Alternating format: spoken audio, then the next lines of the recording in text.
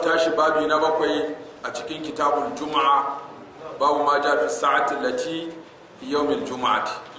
Babun da yazo dangane ga wannan lokaci da ake kardado ko ake tsammani ko ake sa rai ko ake kwadayi ko ake marmarin in an dace da shi aka gaya wa Allah bukata yana biya. Wannan babban darasi ne. Lalibe dangane ga wani lokaci wanda duk abin da ka gaya wa Allah a lokacin na alheri Allah zai karba. A cikin juma'a ake samun lokacin. Wani lokaci ne Allah cikin hikimarsa ya ɓoye wasu abubuwa da dama. Ɓoye sun kuma akwai hikimar Allah a ciki. Lailatul Qadari da an ce lalle Lailatul Qadari ranar 21 ne, ba zai wani kiyamun laili akwai sai ka jira 21 ta ba.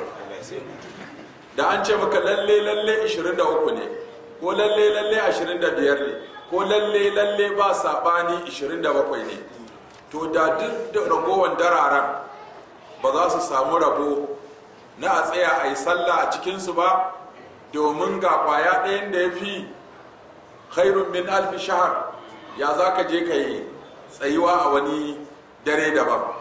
To sai aka sanya shi sau ɗaya tak yake zuwa a shekara, shi daren lailatul qadari. Sannan sau ɗaya tak yake faruwa a watan ramadana. A watan ramadana kuma sai a goman ƙarshe, a goman ƙarshen ma sai a wuturin goman ƙarshe. Kaga wannan yasa sai mutum ya yi kwana 10 yana ijtihadi, yana sallah, yana addu'a, yana karatun Qur'ani, yana roƙon Allah, ya tabbatar a cikin 10 nan ɗaya daga ciki lailatul qadari ne, ko da bai san wanne ne ba. Kaga mutum ya more.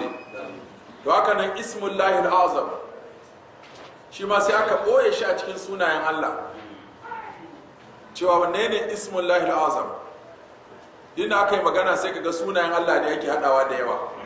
Wa har wani ma yake cewa ismullahi al-azam fa ba wai sunan Allah kwaya ɗaya bane, sunaye ne sai ka iya hada su, in ka hada su ka tashe su to sune za su baka ismullahi al-azam. Wani ya ce Allah shine ismullahi al-azam, wani ya ce al-hayyul qayyum, wani kuma ya zo ya addu'a ya ce Allahumma inni as'aluka bi anna lakal hamd la ilaha illa anta wahdaka la sharika lakal mannan ya badi'as samawati wal ard ya dhal jalali wal ikram ya hayyu ya qayyum bi rahmatika ya qayyum yas'aluka al jannata wa a'udhu bika minan nar. Anan sai annabi alaihi salatu wasallam ya ce mutumin nan ya kira Allah da sunansa wanda idan an kira shi da shi yana amsawa, in kuma an nemi bukata yana biya. To wane ne a ciki ai suna ya faɗa da yawa. Ya ce mannan, ya ce badi'a samawati wal ard, ya ce zal jalali wal ikram, ya ce alhayyu, ya ce qayyum. Wani kuma yazo ya ce Allahumma an yas'aluka ya Allah bi annaka al-wahid al-ahad as-samad allazi lam yalid wa lam yulad wa lam yakul lahu kufuwan ahad.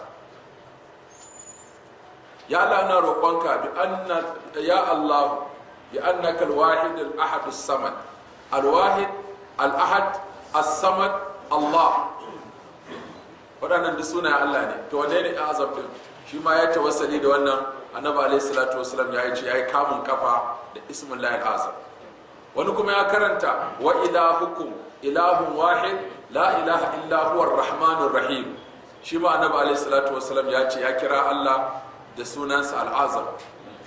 Wani hadisin ya zo ka nemi ismullahi al-azam a cikin surori guda 3, da suratul baqara, da suratul ali imran, da suratul taha. Wani yace wa anatil wujuhu lil hayyil qayyum, da kuma Allahu la ilaha illahu al hayyul qayyum, da alif lam mim Allahu la ilaha illahu al hayyu al qayyum.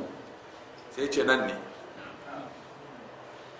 To kaga sunaye ne da yawa, hadda aka tattara sunan sa ga sun kai 11.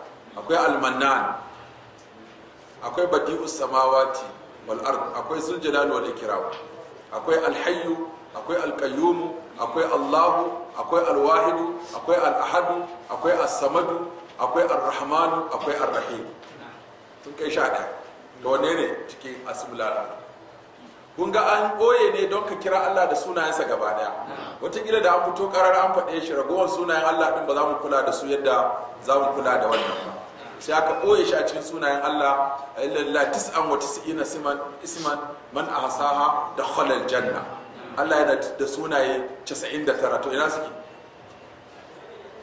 Wanda ya fahimci sunayen nan ya bauta wa Allah da su, ya roƙi Allah da su, zai shiga aljanna. Amma ina suke? Har annabi ya koma zuwa ga Allah subhanahu wataala bai bayyana sunaye 99 ba. Duk wannan da muke karanta laliban malamai ne, na malam wani har haɗawan malam wani ne, da har haɗawan malam wani, da har haɗawan malam wani. Amma a ce maka annabi alaihi salatu wasalam ya jero sunayen nan guda 99, babu wannan hadisin ingantacce. To kaga ashe kenan wato ɓoye su